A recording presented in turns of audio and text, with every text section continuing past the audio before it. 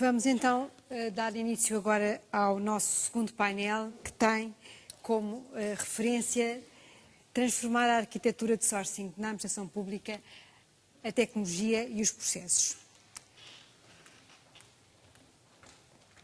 A modernização das compras públicas não pode ser dissociada da eficiência organizacional, surgindo a tecnologia como um player estruturante nesta matéria. Não existindo dúvidas relativamente à relevância e à importância, importa aferir os modelos de referência que foram adotados, as suas funcionalidades, o outsourcing, o pricing, bem como interpretar as suas tendências. Este é, no fundo, o mote para esta nossa conversa aqui.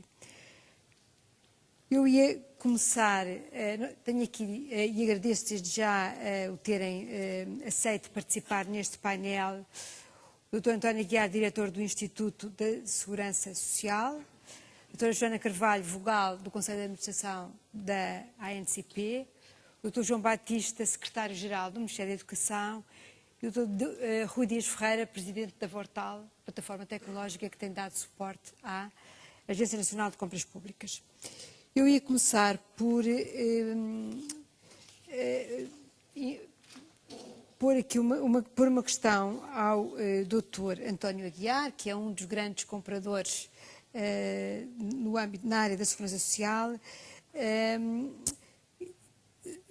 referindo que a centralização e a agregação das compras é muitas vezes entendida como uma perca de poder dos serviços descentralizados, com reflexo negativo na economia local e regional, sendo este um dos argumentos é que, se nós centralizamos tudo, estamos a deixar uma parte daquelas pequenas compras que eram feitas localmente ao abandono.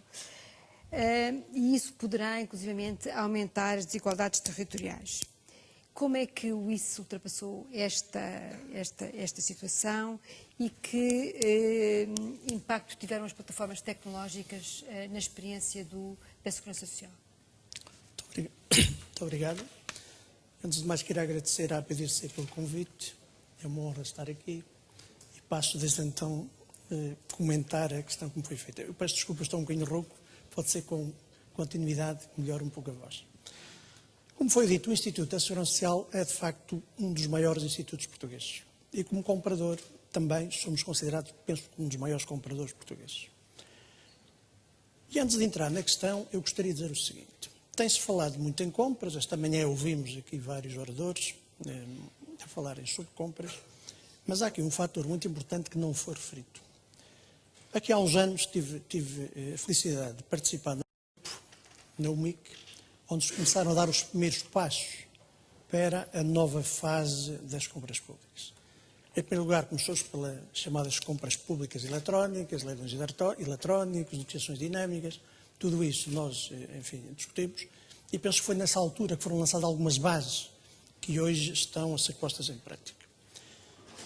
Ora, tendo participado nesse grupo, não podia deixar de não aplicar no Instituto da Segurança Social, que se trata de um instituto, como já referi, um dos maiores institutos portugueses, algumas técnicas e práticas que foram, entretanto, estudadas e implementadas, pelo menos de uma forma teórica, e o Instituto deitou mão, portanto, a todos esses mecanismos que nós tínhamos em mão para melhorar as compras. Mas primeiro, e era isto que nunca foi aqui referido, portanto, não basta criar mecanismos para as compras, não basta sair um diploma, não basta criarem-se acordos de quadro, é preciso que internamente os organismos se organizem, passo o pleonasmo. E nós começámos por aí. Portanto, o Instituto da Segurança Social tem 19 direções gerais, espalhadas pelo país, uma em cada distrito, e tem também cá em Lisboa mais 10, quer dizer que são à volta de 30 direções gerais para onde nós fazemos as compras. E havia necessidade por ser alguma organização do setor das compras.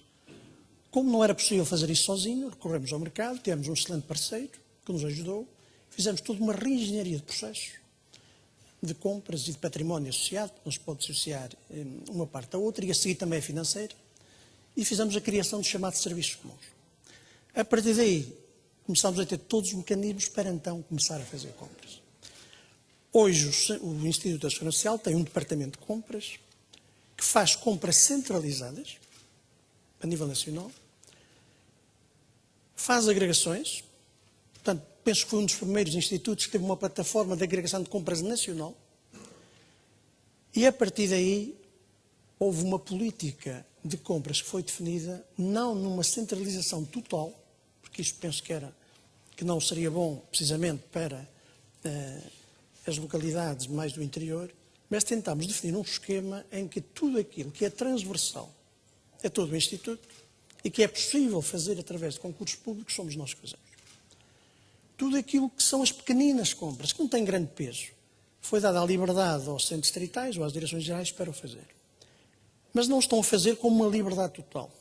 Estão a fazê-las de uma forma, digamos, parcelar e só após uma autorização direta dos serviços centrais. O que é que isto quer dizer? Que qualquer uma das nossas direções gerais que pretenda comprar um alfinete, eu dou muito este exemplo, Freixo Espada à Cinta, ele não o pode comprar sem vir aos serviços centrais. É através de um pedido de uma aplicação informática que é liberado e é a partir daí, ele, se for liberado, então começam a desenvolver o seu procedimento. Porque é que os pedidos vêm todos aos serviços centrais? Cerca de 30 mil o ano passado. Porque ao analisarem os seus pedidos, são analisados em 2 horas. Não vão para além de 2 horas. Nós imediatamente fazemos uma distinção daquilo que é possível comprar agregado e aquilo que é possível dar a liberdade de compra. Tudo que é possível comprar agregado, faço o procedimento e vai satisfazer todas as direções gerais. Aquilo que não é possível, as pequenas compras, dá-se então a liberdade de ser adquirida localmente. Portanto, como estava a dizer, começámos primeiramente pela tal agregação de compras, que tem cerca de 450 utilizadores, o que quer dizer que se eu pretender adquirir canetas, são lançadas na agregação e o meu colega que está em Freixo Espada à Cinta vai lá manifestar a sua necessidade das canetas. É claro que não vai cair logo em Lisboa, porque cada um pedia à sua maneira, há uma triagem pelos centros distritais e só quando nos chegam já está triada toda a necessidade, portanto aquilo que cá chega já é para comprar e a partir desenvolve o procedimento. Inicialmente tivemos realmente aquilo que foi referido, alguns constrangimentos pensando nas economias locais. Isto foi uma situação que já desde o tempo da UMIC se falava, depois na prática não se veio verificar assim. Em primeiro lugar, porque o Instituto foi um dos primeiros, penso eu, a ter a plataforma eletrónica de compras, junho de 2008, muito antes até do código entrar em vigor. E a partir daí, com alguma apreensão, os procedimentos começaram pelo concurso público, que hoje são na totalidade todos feitos na plataforma eletrónica. Houve o primeiro, lembro perfeitamente, apareceram 5 concorrentes, no segundo apareceram 10 e já tivemos alguns procedimentos com 80 empresas a virem ao procedimento, dado o interesse que a compra, enfim, suscitava a nível nacional. E, inclusivamente, alguns espanhóis e belgas, através dos seus agentes, também vieram à aplicação. A partir daí, o procedimento é desenvolvido, mas com umas características muito especiais. E era aqui que eu gostaria de deixar um alerta à Agência Nacional de Compras. A especialidade da compra, ou o lucro da compra, está nas peças concursais. Está no caderno de encargos. E o caderno de encargos tem que ser bem feito. O que temos estado a assistir ultimamente é que as compras da Agência Nacional, no caso do Instituto da Segurança Social, não têm trazido nenhum benefício. Os acordos quadro que foram feitos, nós praticamente não beneficiamos de nada. Isto porquê? Porque, dada a nossa capacidade de compra, queremos comprar inclusive mais barato quando é necessário. Portanto, seria talvez bom que a Agência Nacional de Compras começasse a entender os organismos, não como clientes, como já foi referido, mas como parceiros, que nos ouvissem, principalmente aqueles organismos que têm uma capacidade de compras grande, que poderia eventualmente ajudar. Para além disso, todos os constrangimentos que já foram aqui referidos, quer do Código da Contratação, quer das plataformas e dos acordos quadro, nós também sentimos que devem calcular. E optámos por fazer nós próprios um acordo quadro. Temos um acordo quadro em vigor, na altura suscitava algumas dúvidas jurídicas, mas acabámos por o concretizar. Eu posso dizer qual foi. É um acordo quadro para 22 milhões de envelopes, com cerca de 250 matrizes, correu muito bem. E no primeiro ano, só nesse acordo quadro, tivemos uma economia de cerca de 30 mil euros, em relação àquilo que estava previsto. Todas as outras compras são centralizadas, e vou acabar já, são centralizadas desta maneira. Claro que falando em compras, estaria aqui se calhar uma tarde a dar exemplos, eu fico-me por aqui, mas gostaria de dizer, não teve influência nas atividades locais, porque as próprias pequenas empresas começaram -se a inscrever nas plataformas, mesmo nos ajustes diretos. Nós temos fornecedores a nível do país, cerca de 30 mil inscritos que temos nas várias, na nossa base de dados. Muito obrigado.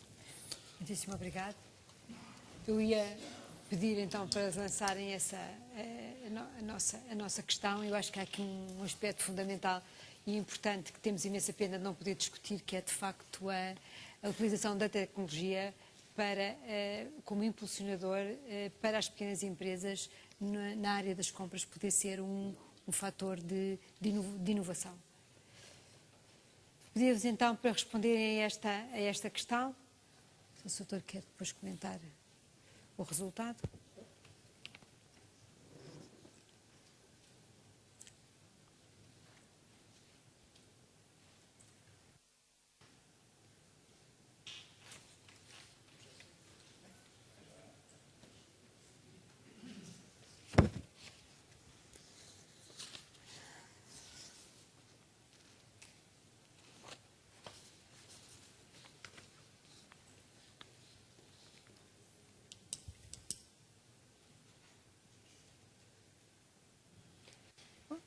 Temos aqui a resposta da plateia que, no fundo, a transparência e a publicitação dos processos é...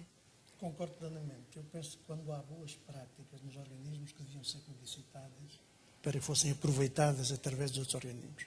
Ainda não temos hoje nenhum mecanismo que nos permita fazer isso, mas seria bom que toda esta publicitação das novas práticas de compras fossem do conhecimento global para que pudessem ser utilizadas.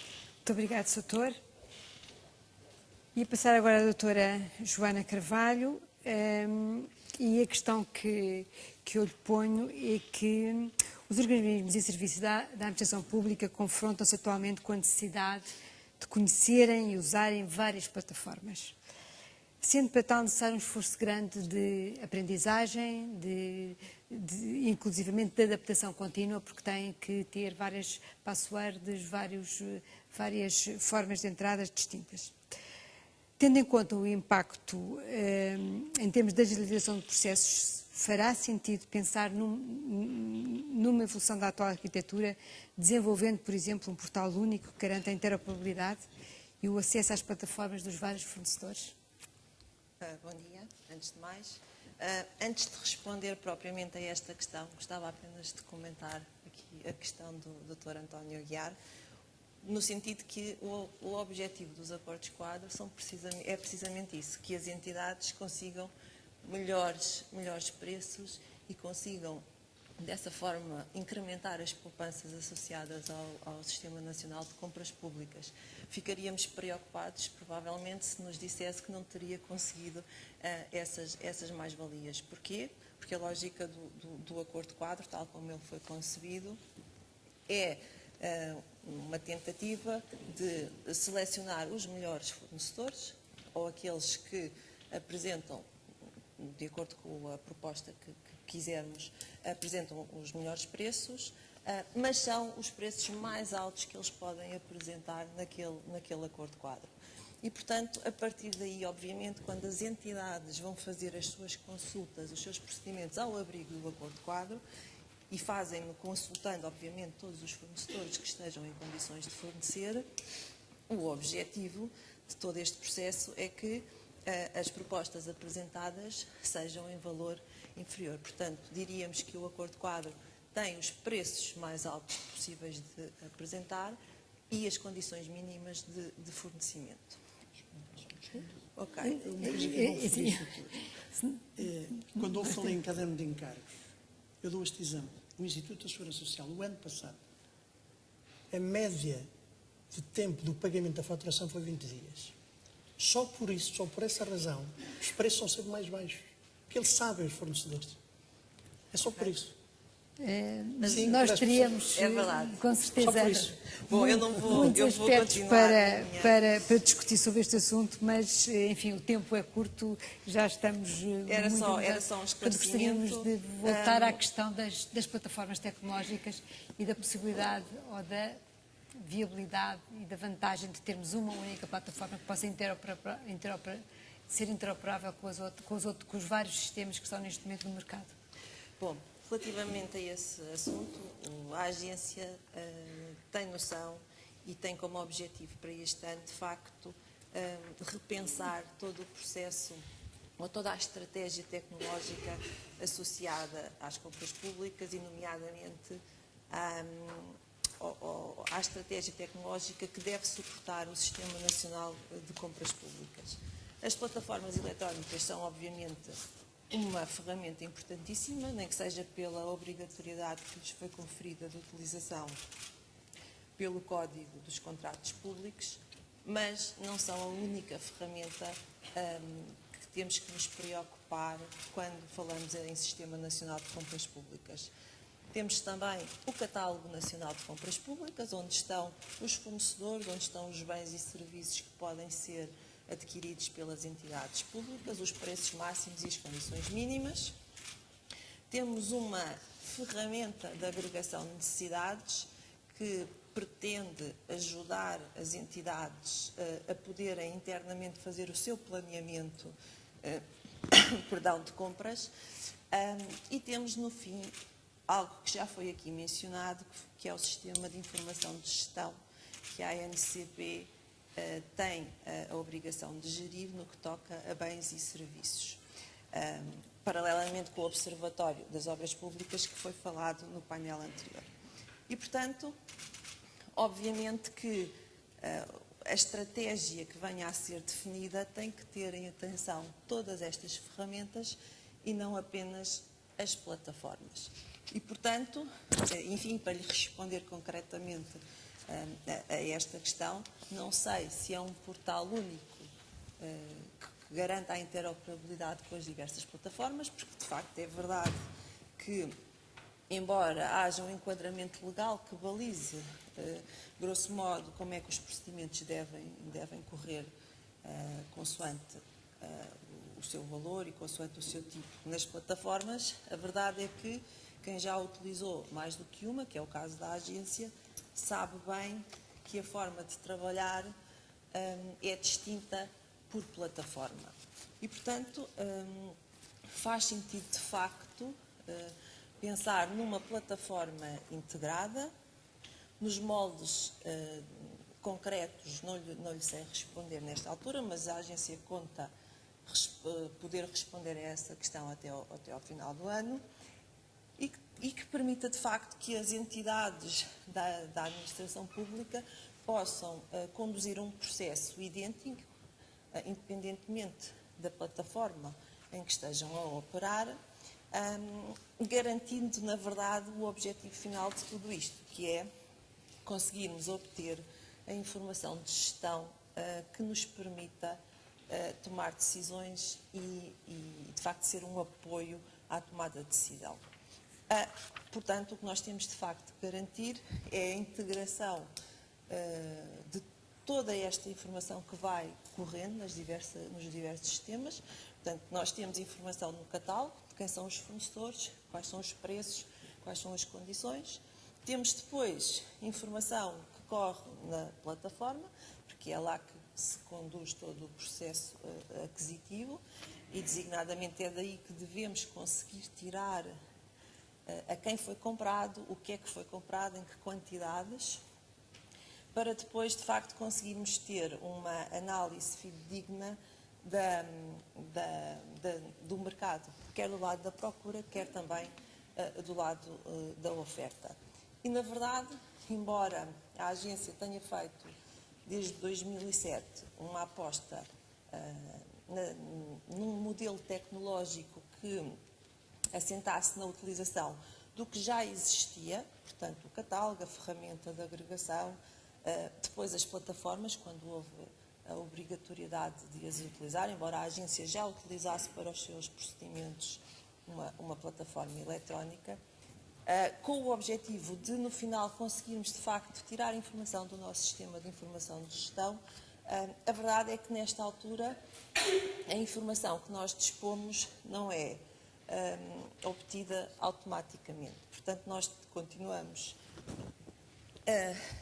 dependentes, digamos assim, da informação que as entidades compradoras e os co-contratantes nos vão fazendo chegar através dos relatórios de contratação e faturação, ao invés de conseguirmos de forma automática, que seria o objetivo final de todo este processo, conseguir de facto obter informação de gestão.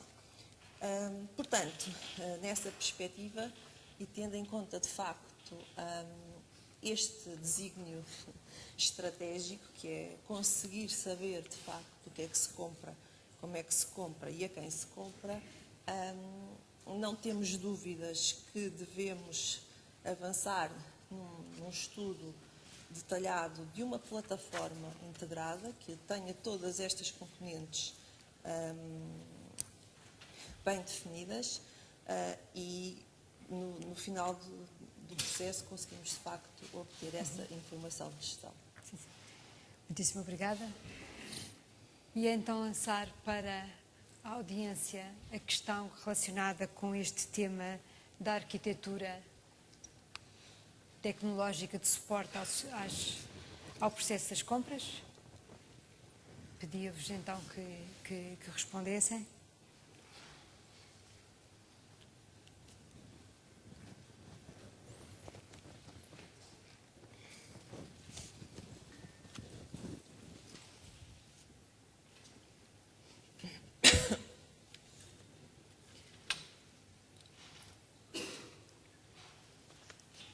E aqui fica uma pista para a futura plano estratégico da ANCP.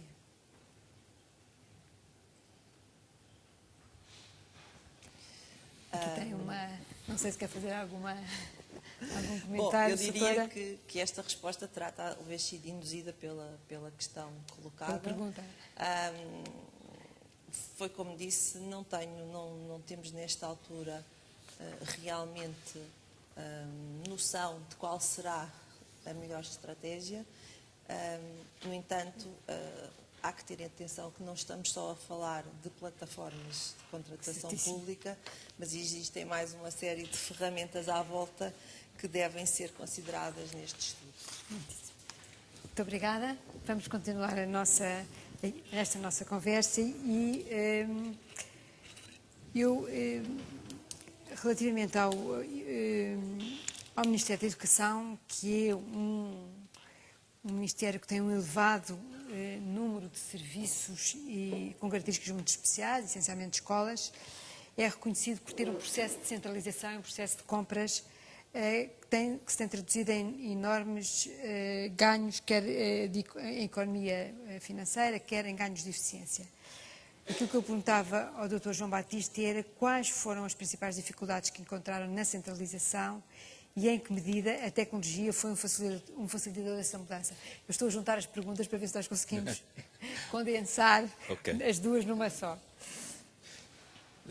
Muito boa tarde. Eu vou tentar também economizar, e economizo já nos cumprimentos e agradecimentos, um princípio de poupança, depois sublinho e subscrevo todos os anteriores que foram feitos. O Ministério da Educação tem, de facto, um elevado número de serviços dependentes. Tem as escolas públicas, são 7 milhares de escolas agrupadas em 1.300 e tal, 1.400 unidades de gestão. É muita unidade de gestão. Enquanto que, por outro lado, tem cerca de 15 serviços centrais e regionais. É uma dimensão, em termos quantitativos, bastante desequilibrada, nas suas características também. As escolas têm o seu foco no ensino e na educação, na relação com os alunos, com os pais e com a comunidade, e, consequentemente, têm um baixo nível de estrutura organizativa. Os quadros das escolas não têm técnicos superiores, têm pessoal administrativo e pessoal auxiliar. Logo, as funções técnicas nas escolas, a capacidade de atuar com exigências de trabalho mais elevadas é um problema real, por ausência de competências em matéria de recursos humanos nas escolas, não recursos tecnológicos. Curiosamente, as escolas estão carregadas de tecnologia, não é? A modernização das escolas, nomeadamente naquilo que tem a ver com o apetrechamento e equipamento, levou a que hoje as escolas públicas portuguesas tenham condições, não diria únicas, mas condições muito boas em termos de equipamentos informáticos, equipamentos para quadros interativos, videoprojetores, a nível das comunicações, redes locais, ligação à internet de alta velocidade, enfim, tem tecnologia bastante evoluída e sofisticada ao seu dispor, não sendo esse um fator que possa explicar alguma dificuldade relacionada com o comportamento destes organismos, as escolas, no quadro do Sistema Nacional das Compras Públicas. São entidades vinculadas, mas, por sua vez, têm uma forma de atuação muito particular e diria singular. As escolas entendem-se como unidades com autonomia, com uma relação própria com a envolvente. Daí que colocam frequentemente a questão da sua relação com a economia local, com os fornecedores locais, que muitas vezes são seus patrocinadores em iniciativas de âmbito escolar, nos jornais que publicam, nas corridas e nas competições que organizam, em que o fornecedor local é o patrocinador. E havendo aqui um conflito potencial, agora já não há, entre fornecedor e patrocinador, mecenato. E esta relação é uma relação antiga, e é uma relação cuja desvinculação, através de um processo de integração num sistema mais racionalizado, mais tecnocratizado de aprovisionamento público, levanta algumas dificuldades. Também vale a pena notar que aquilo que as escolas compram não são as grandes compras. As grandes compras são feitas centralmente e definidas centralmente. Isto é, a parametrização, a definição das características dos bens de grande valor que são adquiridos para as escolas é feita a nível central. As escolas não são protagonistas na definição desses bens, por exemplo, dos quadros interativos. Não são as escolas que definiram quais são as características dos quadros interativos, são organismos técnicos do Ministério da Educação, e aqui temos os serviços que têm um background, têm uma base de tecnicidade relativamente desenvolvida e que foi fortalecida na área do aprovisionamento. Julgo que é uma das vantagens que alguns serviços beneficiaram com esta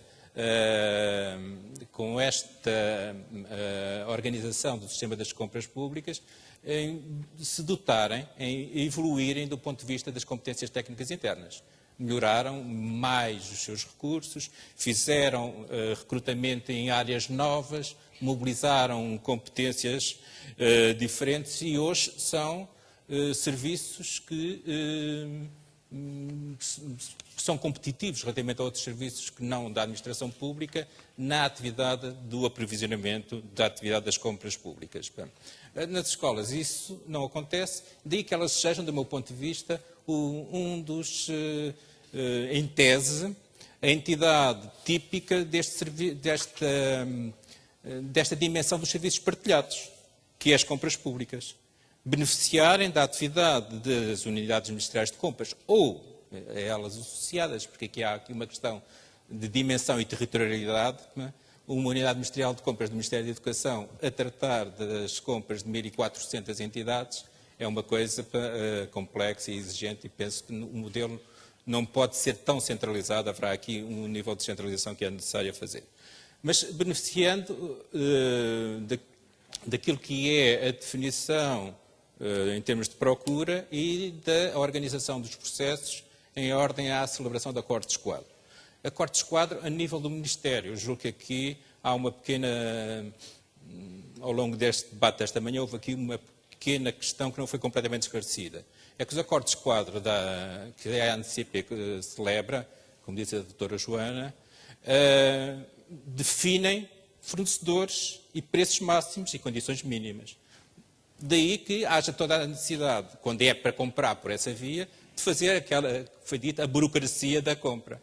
Mas se os ministérios, no âmbito desses acordos quadro, tiverem feito o seu próprio acordo quadro, então temos um catálogo. Então é ir lá ao catálogo e encomendar. Já não há a burocracia. Isto é, desde que o acordo quadro seja celebrado a nível do Ministério, nós estamos a concluir um acordo quadro específico do Ministério da Educação, correu bem, que é na área dos sistemas e tecnologias da informação. Não equipamentos, mas sim serviços na área dos sistemas e tecnologias da informação. Correu bem correu bem por duas razões, penso eu. Porque houve um bom trabalho na preparação, como foi aqui recomendado pelo nosso colega da Segurança Social, e isso é vital, mas também porque temos um mercado muito interessante. É um mercado aberto e dinâmico e concorrencial. Porque há mercados, e deste ponto de vista também é útil pensarmos a questão das compras públicas, há mercados que são mercados muito consolidados e muito pouco dispostos à concorrência. E tão pouco dispostos à concorrência que, dou-vos este exemplo muito claro. Há 3 anos atrás fizemos um esforço enorme, mas muito satisfatório, de conseguirmos organizar um concurso público internacional para comprar eletricidade para todo o Ministério da Educação. A fatura é muito grande, é uma fatura enorme. E lançámos esse concurso público internacional na expectativa de podermos, nem que fosse 1 cêntimo por quilowatt, beneficiar das poupanças em termos deste modelo de compras agregadas. Pois bem, nem uma única proposta foi apresentada, não é? Ou seja, mercados, fornecedores consolidados, com uma grande dificuldade em adaptar-se a formas concorrenciais e, nomeadamente, quando têm a garantia de que têm que lhe comprar, haja o que houver, não é? Portanto, estas questões não são apenas do lado da administração pública, são também do lado dos fornecedores, como é que eles se colocam relativamente a esta dinâmica que julgo que é modernizadora, inovadora e beneficiária, não apenas do ponto de vista económico ou financeiro, mas do ponto de vista organizativo e administrativo, que é as compras públicas agregadas. E tanto mais ela será evidente quanto mais se desenvolver esta vertente da agregação e da efetivação e concretização dos acordos-quadro a nível do Ministério, porque aí, neste modelo, que reside a efetiva melhoria das capacidades dos serviços poderem adquirir as coisas sem as maçadas, os problemas e as questões administrativas ligadas ao procedimento concursal, que é inevitável se não houver esse tipo de agregação a nível do Ministério. Aqui as escolas irão ser beneficiárias e penso que aqui as tecnologias serão um instrumento de acesso a estes bens. Muitíssimo obrigado. Eu ia pedir o lançamento da questão que tínhamos relativamente a este tema e pedir-vos a vossa...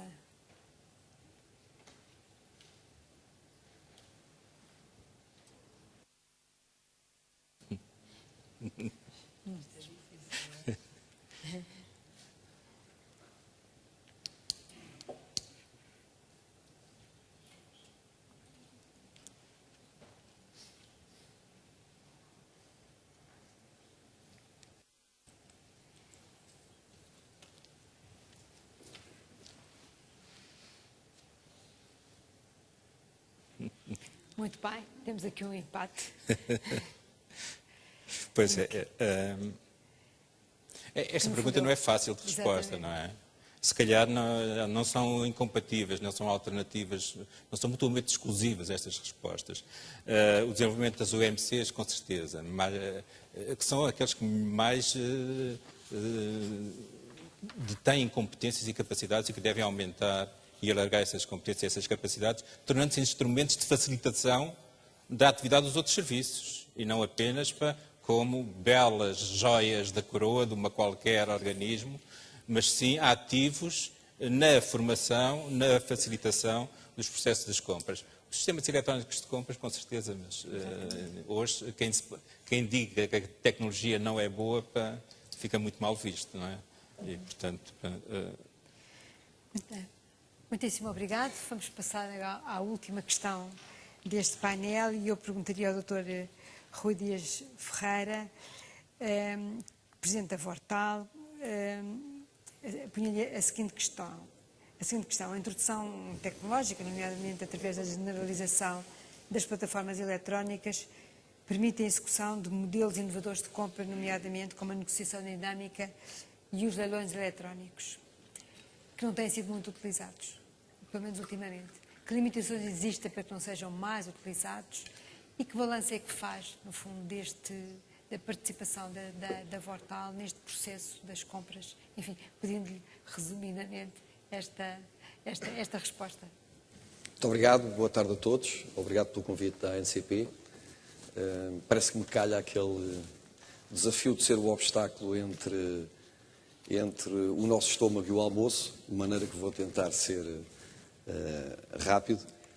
Se calhar começando pela última pergunta, o balanço que faço, não da participação da Vortal, acho que era interessante aqui fazermos o balanço, e de alguma maneira tem estado a ser feito, o balanço, talvez, desta revolução que se operou em Portugal desde 2007, 2008. Eu ia pegar muito ali no espírito lançado pelo Dr. João Paulo Almeida, desta mudança drástica que ocorreu em Portugal, com a centralização de compras na ANCP, com o novo Código da Contratação Pública e com a desmaterialização total das compras em Portugal. E, enfim, nós portugueses que procuramos muitas vezes refletir sobre os avanços e os modelos dos outros países, há alturas em que é importante também olharmos para os nossos modelos e podermos inclusive partilhar com os colegas, e estão aqui vários colegas da Dinamarca, da Suécia, dos Estados Unidos, e da mesma forma que também aprendemos com eles, quiçá, eles possam levar algumas aprendizagens daqui, porque na verdade Portugal é hoje o único país no mundo onde toda a contratação pública é obrigatoriamente desmaterializada. Então, para terem uma ideia, os únicos 2 países que de alguma maneira se aproximam, mas estão muito longe, é a França, onde é obrigatório desde 2010, mas apenas para procedimentos acima de 90 mil euros, e na Áustria, onde este tipo de processo é também obrigatório, mas apenas a nível federal. E a Áustria é também um país muito descentralizado e, portanto, com regiões, o que felizmente não é o caso em Portugal. De maneira que, feita esta revolução, se calhar a pergunta é se estamos no inferno ou se estamos no paraíso. Enfim, acho que, como agente tecnológico, devo começar por reconhecer que o arranque foi difícil e, portanto, houve alturas em que alguém podia, com propriedade, ter dito que estava no inferno. Houve uma série de problemas que foram necessários a desenvolver. Relembro, por exemplo, que no início de 2009, portanto, estamos a falar há um ano, não havia em Portugal tradição de utilização de certificados digitais. Não havia sequer empresas em Portugal, empresas certificadoras reconhecidas devidamente para isso, pelo GNS. Portanto, foi preciso pôr em operação de uma forma muito rápida esse processo. A legislação obrigou à utilização de certificados por todos os utilizadores e não apenas por aqueles que representam as entidades ou as empresas. Portanto, foi preciso fazer, digamos, um processo massivo de dotar as entidades e os profissionais em Portugal destes instrumentos eletrónicos. Só a Vortal emitiu 32 mil certificados digitais. Portanto, estamos a falar de coisas que estão muito acima de dotar as nossas empresas, as PMEs, de PCs e de ligações de banda larga. Portanto, estamos a falar, de facto, de coisas que estão muito à frente do que o resto do mundo faz.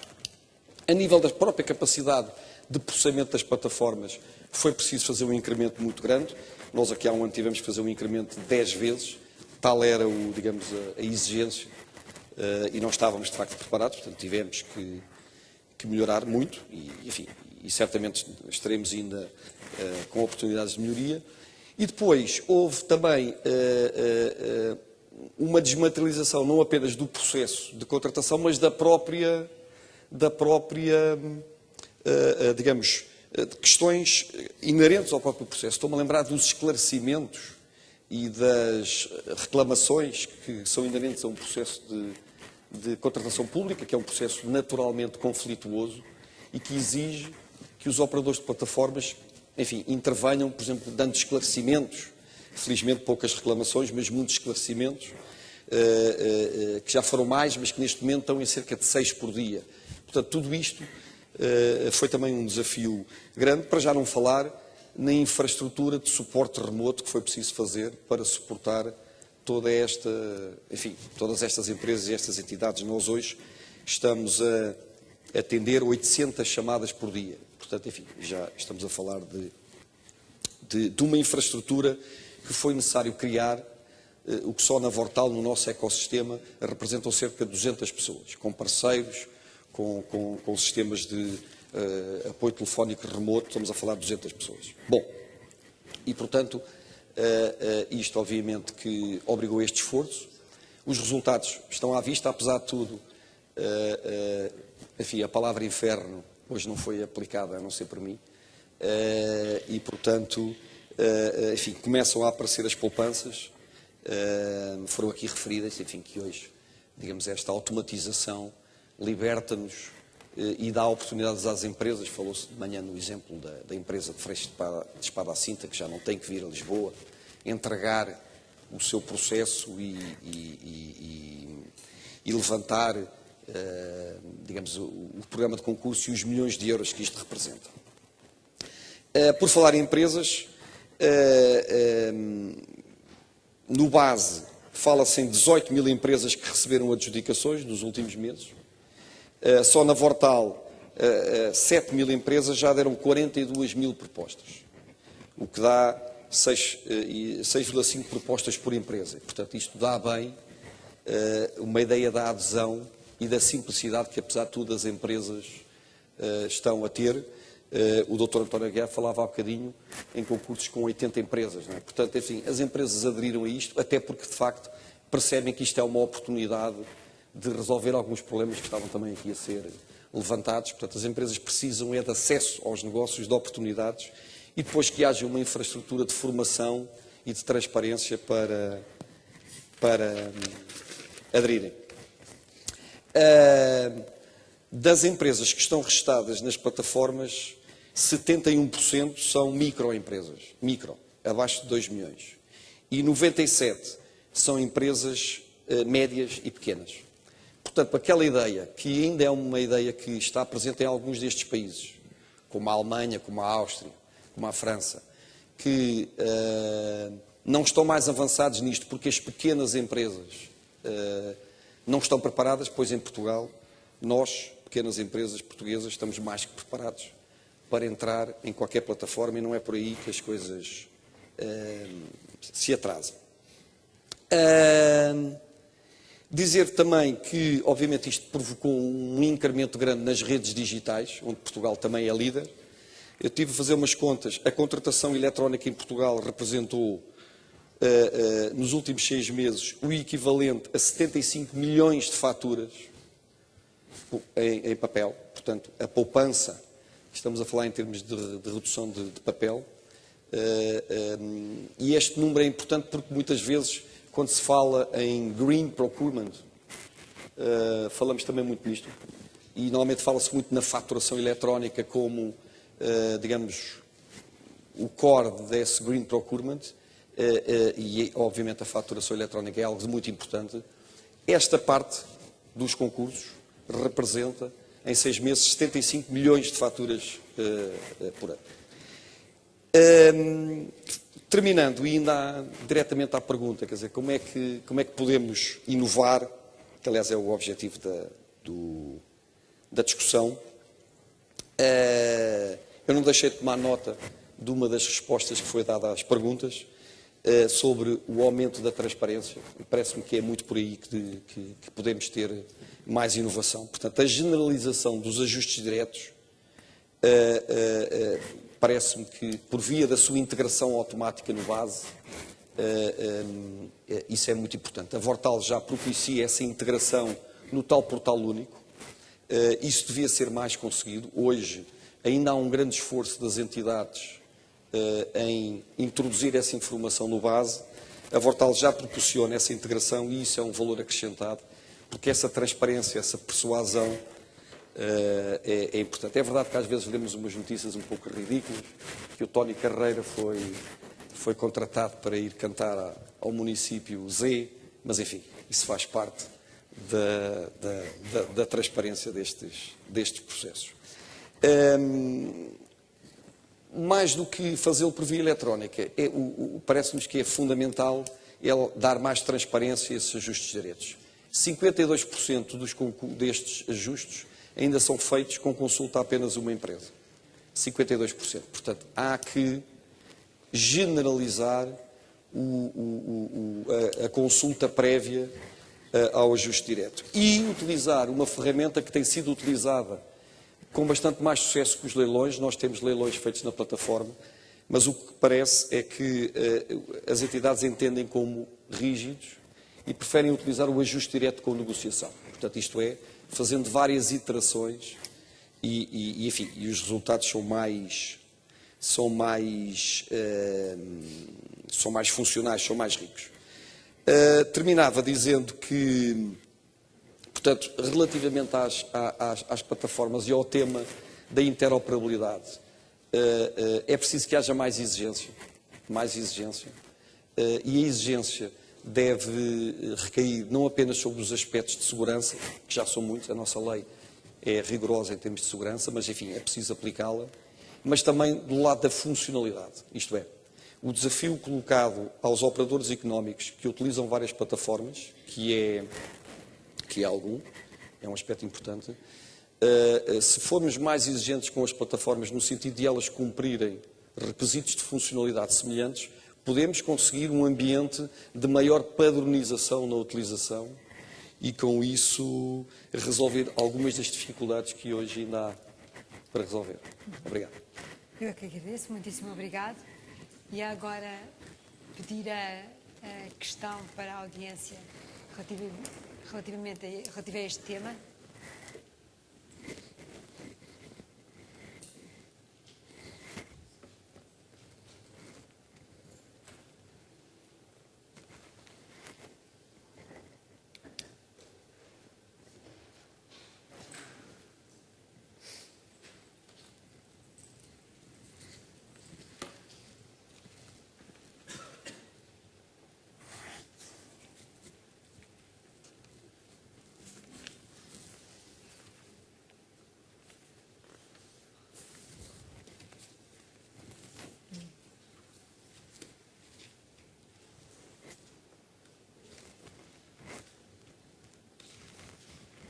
Muito bem.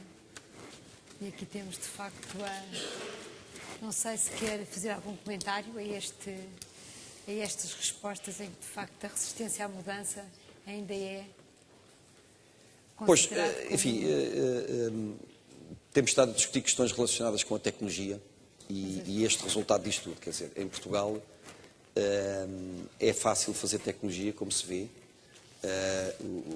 Acho que utilizamos a expressão que o colega falava da Holanda, said and done.